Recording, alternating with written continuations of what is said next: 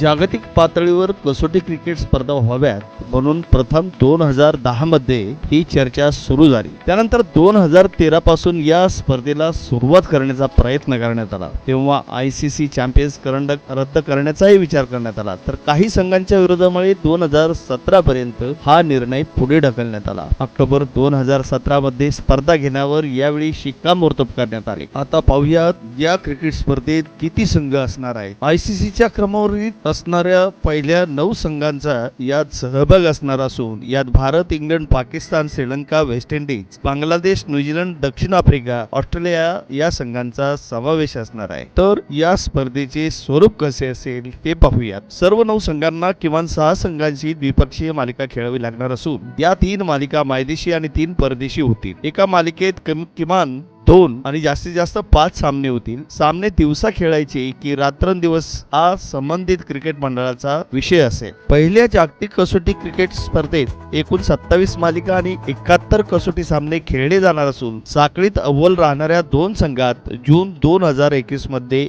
अंतिम सामना होणार आहे। या जागतिक कसोटी क्रिकेट मालिकेत प्रत्येक मालिकेत एकूण 120 गुण मिळतील, तर 2 सामन्यांच्या मालिकेत एकूण 60 गुण मिळतील। 5 सामन्यांच्या मालिकेत प्रत्येक सामन्यातील विजयास 24 गुण असणार आहेत।